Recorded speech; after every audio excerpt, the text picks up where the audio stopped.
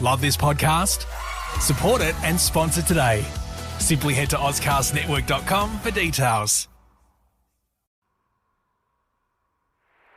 Some of the themes discussed in this podcast are for mature audiences. Listener discretion is advised. This is a serialized podcast, so I suggest that you start at episode 1 to enjoy the whole story. Beware, my friend, trouble roads are to come.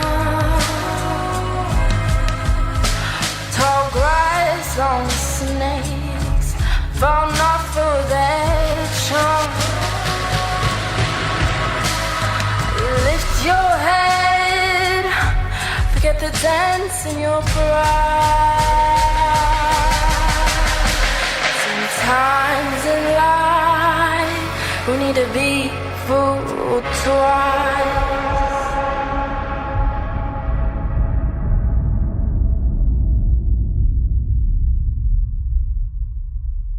Fool Me Twice follows the story of my mother, Jules Hannaford, in her attempts to find love online. I'm Zara Hannaford, and in this series, I'm trying to understand romance scams, why people fall for them, and how they work.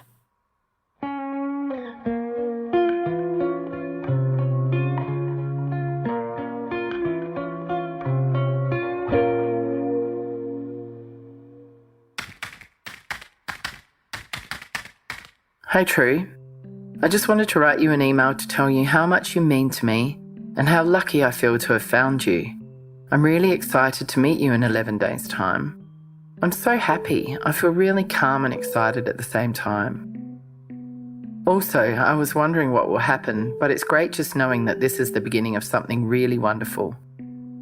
I don't want this fabulous feeling to ever go away. I hope you still make my heart flutter when we're old and sitting on a porch in our rocking chairs playing with our grandchildren.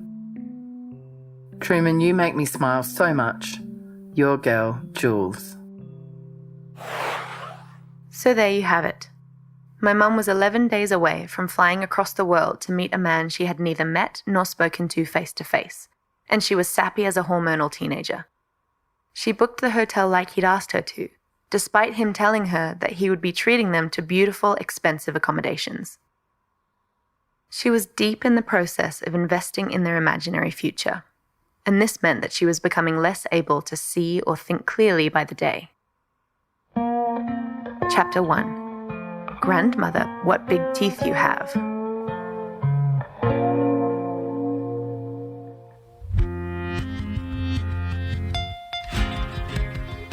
Little Red Riding Hood was told by her mother to bring a basket of food to her sick grandmother.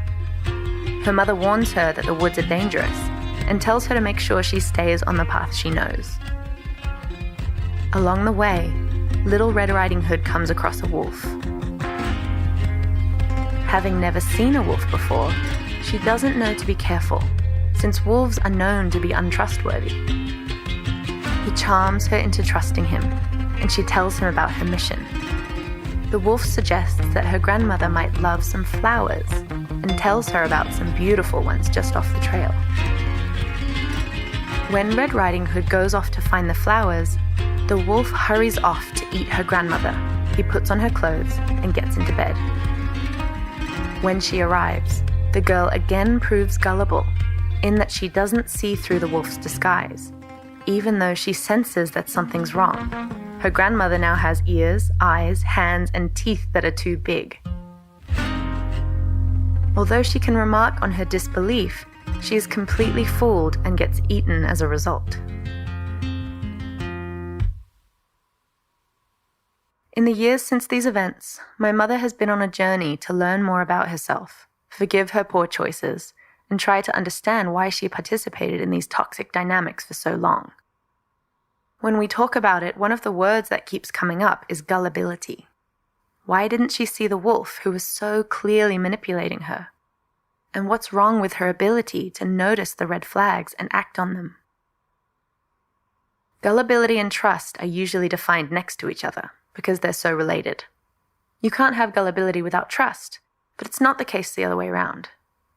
Some researchers in the field define gullibility as trusting someone without having a reason to, or in spite of active evidence that they're not to be trusted. Humans are fallible. It's normal for us to misjudge situations from time to time, but gullibility refers to a pattern of being duped, even in the presence of strong evidence that all isn't as it seems. Researcher Stephen Greenspan draws the distinction between gullibility and the related concept of credulity, or the tendency to believe false information. He says a key difference between gullibility and credulity is that gullibility typically involves some concrete action, such as handing over a check to a con artist, or marrying the same person for the third time despite a history of philandering. Greenspan wrote a book on gullibility and suggests there might be 4 components that make a person act gullibly. First, there's the social situation. In my mum's case, Truman was persuasive and flattering.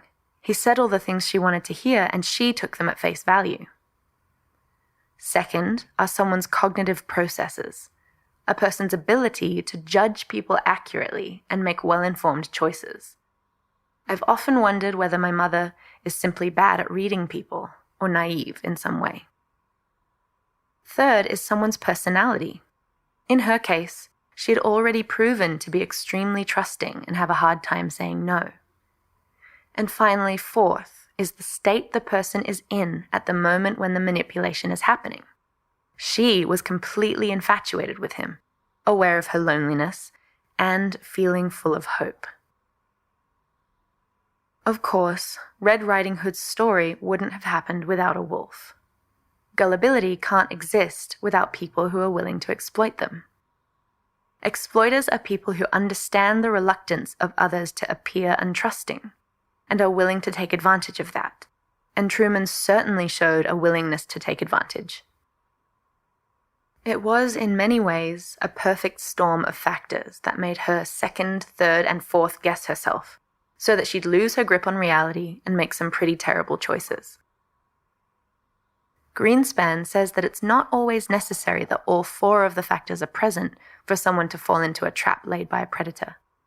In her case, however, she was perfectly poised to be just the same as Little Red was, hoodwinked.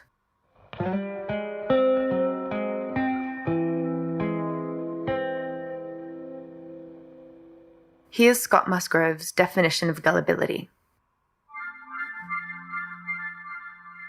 People talk about either a relationship between trust and gullibility or the contrast between trust and gullibility. And I personally don't like to use the word gullible because gullible, at least here in Western culture, has this connotation that people are stupid.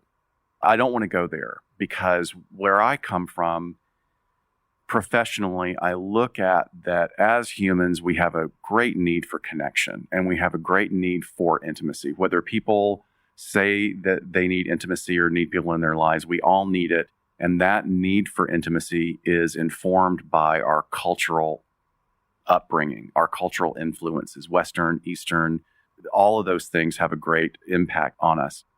When it comes to gullibility, I think that there's more about susceptibility to influence that is targeted toward where your need for validation is.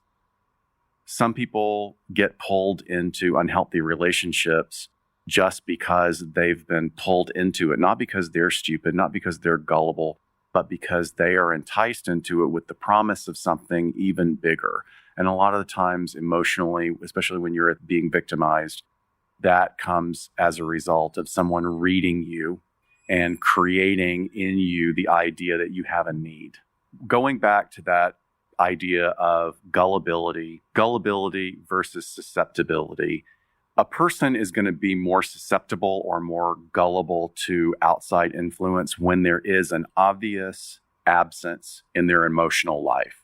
So in this paradigm, once again, it's not that a person lacks intelligence or has an overwhelming amount of naivete, but it's the idea that at this particular point in their life, there is an opening, that there is, I'm even hesitant to use this word, but the idea that there is a void, there is a need.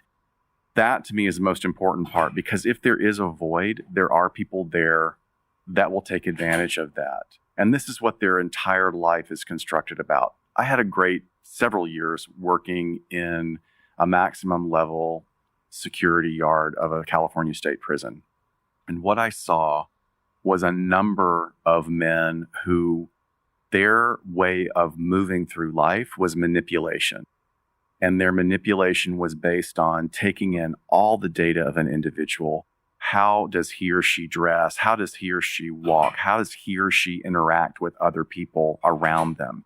And then they use that information to dissect, and they don't necessarily make a surgical knowledge immediately of what that person needs, but they poke and they prod very carefully. And when they get a positive response, then they build on that. So when we talk about toxic relationships that are in the outside world, an individual pokes and prods. You may not even realize that you're being tested, but what they're doing is they're looking for specific reactions. Then they build on that. And that's where they build this false sense of trust. Here's a message from our sponsor, Buster Rut. Angela Hancock is the founder of Buster Rut and is passionate about empowering her clients to perform at the highest levels in all areas of their lives, physically and mentally, both at work and play. If you commit to her superfood nutritional system for just 30 days, you will kickstart your health journey and create a sustainable framework so that you can enjoy a healthy lifestyle in the long term. You'll be embraced by a supportive community which will keep you inspired, motivated, and accountable. Layer her nutritional system into your existing regime or completely replace your current one. The choice is yours and will depend on your personal health goals. Healthy aging, improved sleep, increased energy, mental focus, fat loss, muscle gain, enhanced performance, better mood. These are just some of the benefits reported by her clients. Stephanie's 55 and hasn't dated for 17 years. Her daughter was on plentyoffish.com and was receiving a lot of inappropriate pictures. Stephanie joined, possibly to prove that there are decent men out there. She was contacted by a lot of scammers posing as men in the military. She could tell from the way they wrote or from their pictures that they were totally fake.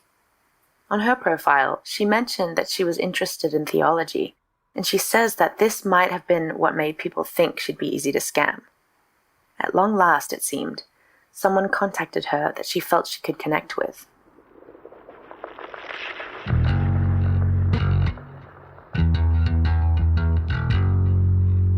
One day, this one guy messaged me, and, you know, he was kind of handsome, and he had these big, brown, soulful eyes, and his profile looked nice. It said on his profile, you know, he's 2 years younger than me. He was 53, and I'm 55, and it said that he had a master's degree, and I had on my profile that I was college educated, but I've been to Christian college.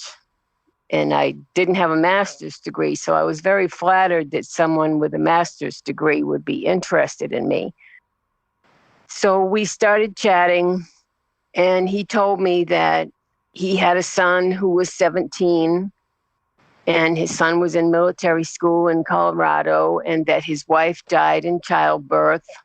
He said that he came to America when he was 10 with his mother. He was originally from Poland. And he said he worked as a millwright in Orlando, Florida, which is on the other side of the state from me because I'm in Pasco County, Florida.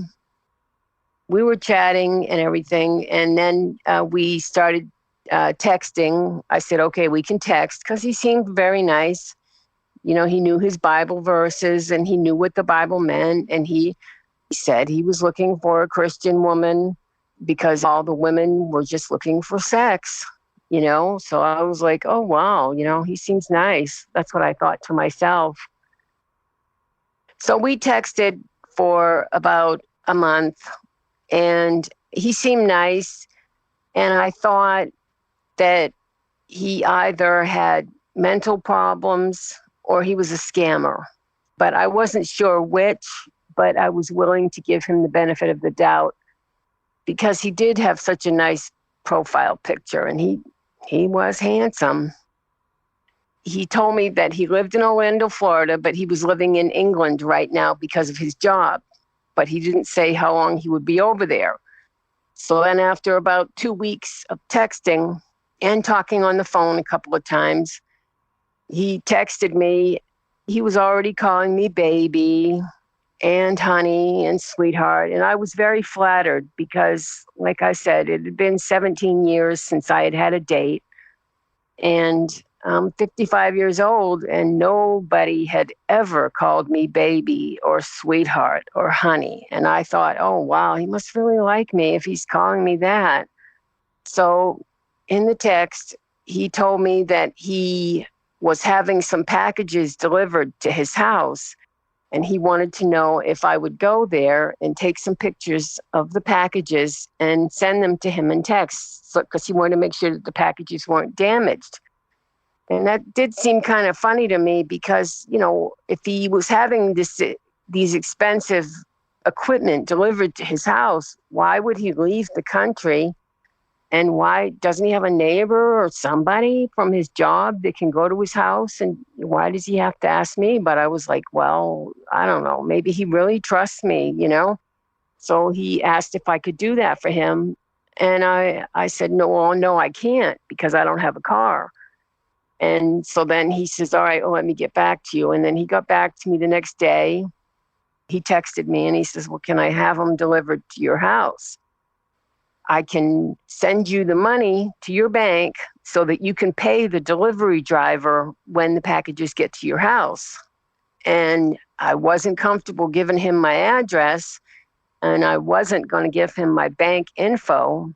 So I told him in text, well, I'll give you my bank information if you give me yours and you tell me where you work so that I can verify that you do work there and you send me a picture of your photo ID. Well, of course, none of that happened. And he said that he'd figure out another way and don't you trust me, baby, and all that. And so I was like, well, I thought to myself, either he's incredibly naive or he's got to have mental problems where he thinks that, you know, somebody he's infatuated with would do all this stuff for him. So I said, I'm sorry, I can't do that. But, you know, I still liked him and I was making excuses for him. And I thought to myself, you know, well, maybe I'm being too harsh on him. I did keep talking with him and texting with him for a couple more weeks. I was keeping my daughter, who's 28 years old, I was keeping her informed about all the things that me and the name that he gave me was Damien, and all the things that me and Damien talked about and texted about and everything. And I was keeping my daughter informed. And my daughter said, Mom, he sounds creepy. He's got to be a scammer. Don't talk to him anymore. Just block him. And I was like, well, I can't. He's just so handsome. And he tells me that he's jealous and everything. And he doesn't want me talking to other guys. And I think he's really insecure. And I think he's got mental problems. I think he really needs a friend because I've always tried to help the underdog. I've always tried to help others that need somebody that appear to be helping themselves. And I thought that's what the case was with him. So she says, well, just look up his number on the internet. Do a picture search on the internet for his photos. So I searched for his photos on the internet.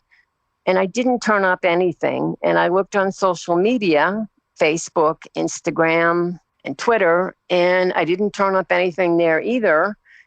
And then I searched for his number, and I looked on 2 websites that do phone number searches, and the number came up as a Pennsylvania phone number. And he never mentioned that he lived in Pennsylvania, that the number was in Pennsylvania. And I was like, well, that's strange. Why would he be doing that? You know, I mean, he tells me he trusts me and he wants to send me money and everything. And why would he be doing that?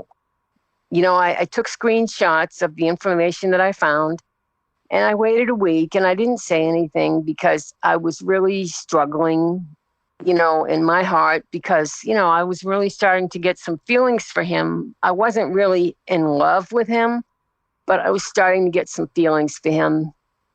And I didn't want to say anything because, you know, what if I was wrong? I didn't want to ruin a good thing. And what if I was just being overly paranoid? Over the course of that week that I waited, you know, he still texted me and talked to me and called me baby and everything. And I did notice that he was being more manipulative of me, trying to manipulate me emotionally. And my last relationship that was 17 years ago, he was an alcoholic and he was very manipulative. So I knew the signs. I knew that I was dealing with a manipulator. So I just figured, well, he's got to be really insecure. I really need to give him a chance. So I waited the week and he just kept trying to manipulate me more and more. So then I just cried when I was home by myself and I felt terrible. And I realized that I really had to do something. And I couldn't just stop talking to him because I had promised him that I would not walk away. And he was afraid I was going to walk away from him. When I make a promise, I keep it, because I've had so many people in my life make promises to me and break them that I can't do that to other people. So I felt like I was trapped, as crazy as it sounds. So I decided that what I had to do was I had to confront him and either make him explain to me what was going on or make him dump me, because I couldn't do it because I promised I wouldn't walk away. I had a talk with my daughter about it. I was really troubled. I really didn't want to deal with this. And my daughter was like, Mom, you have to confront him. Just block him, change your number. And I'm like, no, I can't. And she's like, Mom, you got to confront him. You got to get it over with. So I says, all right, I will. So then I wrote him a big long text, and I asked him why he had a phone number with a Pennsylvania area code when he was from Orlando, Florida, and he's living in England for his job. So why? He got back to me the next day, and he didn't offer any explanations in text. He obviously got mad, and he wrote, "You don't trust me. You never did. And I think you should go find yourself another man." And so then I didn't hear from him again. But after 5 days, I didn't hear from him. And I just was searching my heart. And I knew, all right, it's time to block him. So that's what I did. I blocked him on my phone.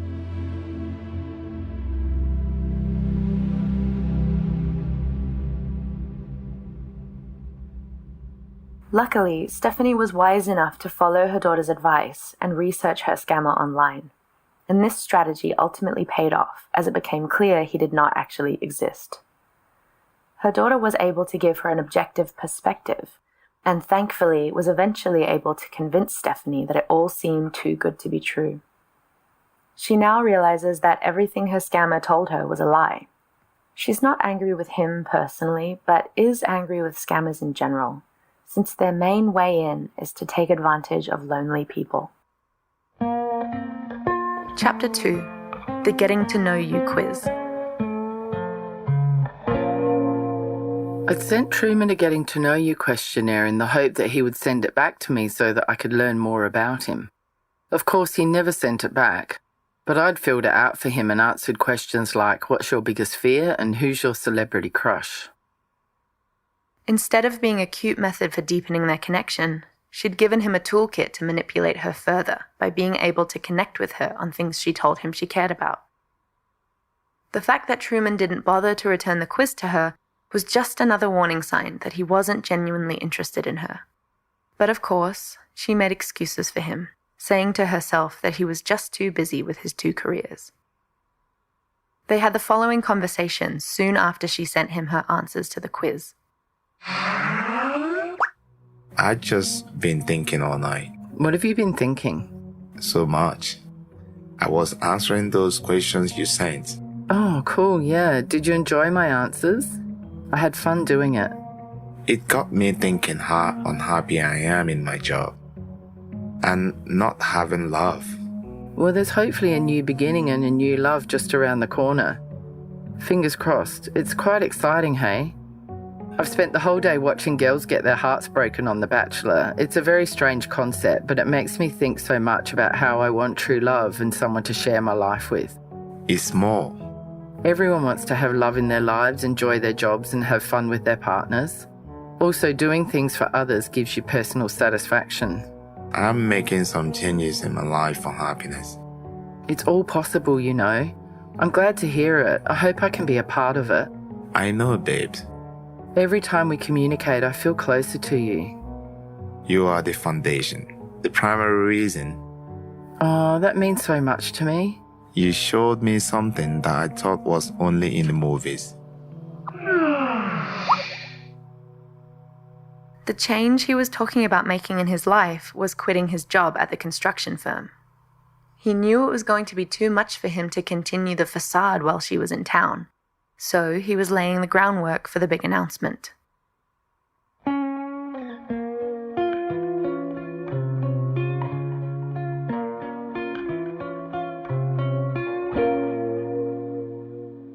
There's a strange irony to the fact that one of my mother's guiltiest pleasures is watching The Bachelor, which creates situations that both simulate love and that are full of heartache. I watch it because I really feel like I understand that search for love. Sometimes it seems almost desperate. And in every rose ceremony, I can feel the heartbreak of those who don't get one. Though she was totally unaware at the time, she was in her own version of The Bachelor. Love and everything that looks like a real relationship was being manufactured right before her eyes. Chapter 3. Telling me what I want to hear.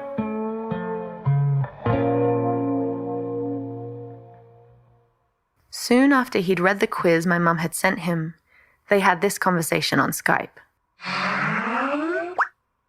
In an ideal world, what would you like to be doing for a job? Working with children. I love kids. Helping the less fortunate in Africa. Yeah, that's our plan. You and me in Africa, saving lives and making a difference. We can work towards that. I already am. Anything is possible, you know. I'm going to buy land and build a home for orphans. We could be an amazing team. Motherless babies, babies with HIV. Fantastic, count me in. I am going to take care of them myself, all the way through to university. Can you imagine that? Wow, I have the same aspirations. Yes, totally. Having tons of kids owes their life and future to us. I so hope we click on all levels, fall in love and can make this happen. That's why I'm working so hard. A new and exciting chapter in our lives. Because I know there is a life in Africa I am going to save. Good for you. I'm ready when you are. We need to go do our homework. We just have to decide where. Maybe go to Africa for 7 days, 29th January. Well, we can chat face-to-face on Skype this weekend and make a plan. I would love to go with you. Me too. I will go anywhere that we can be safe and do our work. We can brainstorm this weekend. We will. It will be amazing. Do you have any sense of where you come from? I will always protect you. I have a black belt in judo. I can protect us anywhere.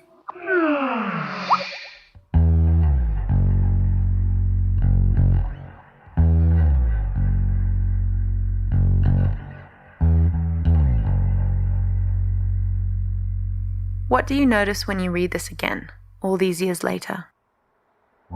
Well, I can see that he was deepening my feelings of connection with him by appearing to share the same dreams as me.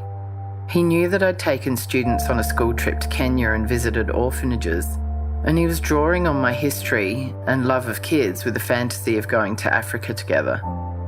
In the beginning of our relationship, when he bragged about how good he was at his job, how big the projects were, how much money was involved in them, He made himself seem accomplished, successful, and important. I felt really confident that he had the means to work towards our supposedly shared dreams.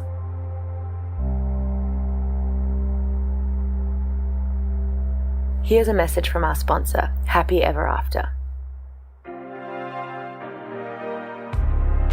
Do you think dating and relationships are difficult and painful? Maybe you stopped believing that love will ever come your way, or you keep meeting Mr. Wrong over and over again. Would it not be nice to have someone who could help you make sense of it all? You're in luck, because now you can actually get a personal trainer for your heart. Valentina Tudos is a dating and relationship coach, and having her by your side is like having your very own fairy godmother. If you need to enhance your dating skills, manage your emotions, or deal with the complexities of online dating, Valentina is there every step of the way. Learn more about what it takes to find the love of your life and create the relationship of your dreams by visiting www.happyeverafter.asia and book your free discovery call today. The future my mother was imagining was looking bright and detailed. She was excited that they had the same values and desires to do good in the world. She'd been working with kids for more than 20 years, and retirement was on the horizon. Naturally, it had been crossing her mind what she'd like to do when she would no longer be working. Romanticized visions of the two of them building and running an orphanage in Kenya played across her mind. Of course, he would be in charge of supervising the building of the structure, given his background in construction, and she'd hold up the administrative end and use her skills as a teacher to run a school for all the children they would be able to take in. This idyllic future was fueling her, and its brightness was blinding. Chapter 4: Two Realities. One day, my mum was feeling particularly hopeful and wrote a message to Truman. Every time we talk, I feel more and more connected to you. I like you so much. I'm so excited and happy. It's a wonderful journey already, and it's just the beginning. I'm so thrilled we found each other. It's our time. What's it like for you to read that? I can't believe I wrote it. I don't even remember doing it. He wasn't even responding, and I was rambling on like a fool. It's pretty excruciating to read this back to myself. I still feel the shame 8 years later. You felt ashamed even then? Some of that shame was already present. I didn't tell you or reach out to discuss the situation with anyone else because deep down, I knew that they'd tell me that I had to get a grip and stop what I was doing, and I didn't want to hear it. So I kept it mostly to myself. At one point, I did briefly bring up the situation with my good friend Pam, and she made it clear to me that she thought I was being reckless. Instead of taking her advice, I ignored it and kept going. How did you justify your decision to ignore her? Well, in my mind, I felt she didn't understand. But in hindsight, she was spot on with her concerns, and she was just showing me that she cared. I imagine you would have had the same reaction as Pam if I'd told you. It seems like you'd created two realities for yourself. Yeah. One where I was as joyful as a teenager, and the other one where I knew I was doing something that needed to be kept under wraps. Chapter 5: Sweetheart Scams. Between 2015 and 2018, the number of reported sweetheart scams more than doubled in the US, and the amount of money that people were swindled out of quadrupled. The highest proportion of those who were victims of these scams were between the ages of 40 and 69. Dr. Scott Musgrove, forensic psychologist, offers a definition of a romance scam. A romance scam is a concerted effort by an individual or group of individuals working independently or in tandem to engage in a relationship that develops eventually to be able to generate a financial return. And one of the things that people forget is that the people on the other side of these scams fall into generally two categories. One are opportunists versus career criminals. But even when we talk about career criminals, especially from other countries, let's talk about the Nigerian print scam, right? And a lot of people around the world for the past 2 decades have fallen for that. And they continue to fall for it because it's the promise that you're going to get something enormous just for supposedly being an altruist, right? Because what they're doing is they're pulling on your heartstrings as an altruist. And people have lost hundreds of thousands up to millions of dollars in this. And now what we're beginning to see, I think because people are coming forward with it, even though it feels shameful, is when you're the victim of a romance scam. That takes a lot of courage to come forward and say, I've been taken, I fell for it. You have the sense of shame, I was stupid. It's not like that at all. People want to say, oh, well, why doesn't the victim of domestic violence, why doesn't she just get up and leave? That's completely an incorrect assumption because there is a cycle that keeps the woman in that. Or not even a woman, men can be victims as well. There's a cycle that keeps that individual engaged in that dynamic. It's the same thing with romance scams because the anonymity of the internet allows us to fall deeper and deeper into this fantasy of what this relationship might be. So it can be someone in a foreign country, and I don't want to be pejorative by naming particular countries because we all know where the majority of these come from. And they've actually become much better because their Western grammar and syntax are improving as opposed to where they were about 5 to 7 years ago. And they coach themselves on how to become more and more intimate with the women and listen. And they're listening in a way that maybe a woman or a man has not had a partner that listens. What's interesting to me is that the ones that target women go for the emotional heartstrings versus the ones where men are scammed. They are told that they're models and they're just trying to get some money so that they can come to the US or, hey, can you process this package for me and send it out with the idea that they're going to have a relationship with this model. And here's this person, and let's not go to a place where we judge a person's looks, but like most of the men that I've interviewed in this situation are not going to be dating models. They don't have the financial resources. They don't move in those circles. And they have chosen to believe that there's someone on the other end of this ether that we call the internet that actually has these feelings for them and looks like Gisele Bündchen. It's just unlikely, but they choose to have that reality. And just as I think women choose to have in these situations, choose to have the reality that here's someone who is responsive to my emotional needs. Truman was running a textbook sweetheart scam, and it was only going to get more dangerous.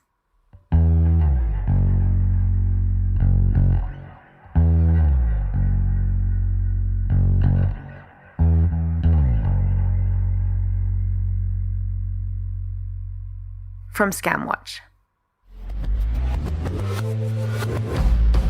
Be alert to things like spelling and grammar mistakes, inconsistencies in their stories, and other signs that it's a scam, like their camera never working if you want to Skype each other.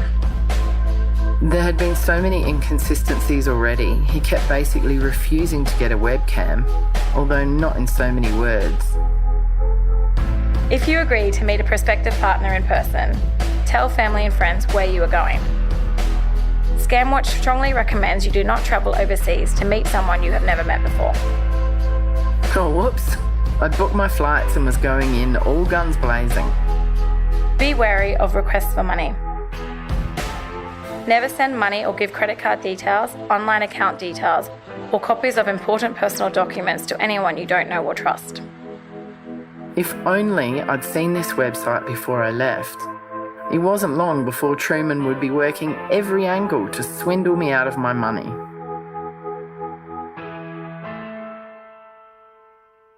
It's been a long process for my mum to be able to look back on this with the maturity of hindsight and to see where exactly she was missing the signs. It's obvious that there were a series of moments Moments which, one by one, dug her steadily deeper into a hole that she was becoming less and less likely to be able to get herself out of.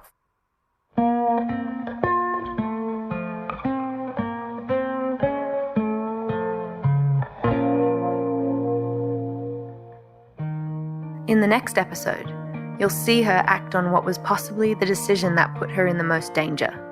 She got on a plane to go to another country to meet a man she'd met online. Make sure you listen to the next episode of Fool Me Twice.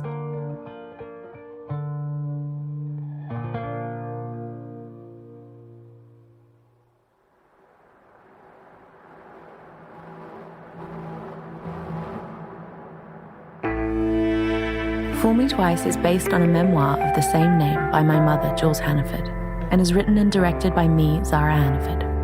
It's produced and edited by Jules Hannaford, with music and sound design by Shayde Furlong. Our theme song was sung by Angele Meyerhoff. Thanks to all the actors, experts, victims of scams, and the scammer who contributed to this podcast. If you suspect that you or someone you love may be involved in a romance scam, please reach out to Advocate Against Romance Scams on Facebook for support, or contact your local police for advice. You can get your own copy of Jules' memoir, Fool Me Twice, on Amazon. If you've enjoyed this episode, please rate and review Fool Me Twice on Apple Podcasts, and then please share it with your friends and family. If you'd like to support the production of Fool Me Twice, please go to Patreon and search for Fool Me Twice. For as little as $5 or $10 a month, you can see more of the Skype chat between Truman and Jules, receive online dating safety tips, and get your own copy of Jules' memoir.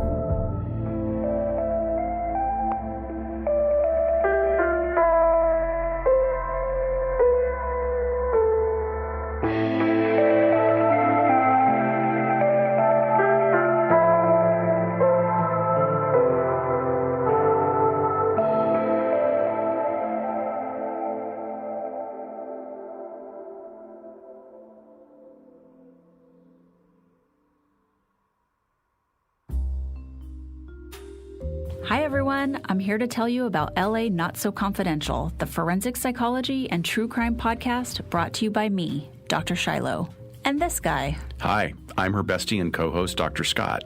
She was a cop and I was a Hollywood casting director. Now we're both forensic psychologists working in Los Angeles. We met while doing our internships working with sex offenders. I know, right?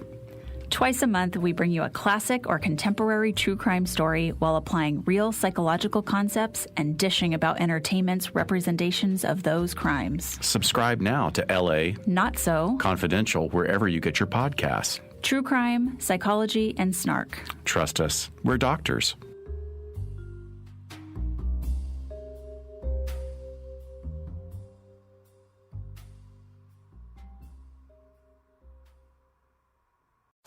Love this podcast?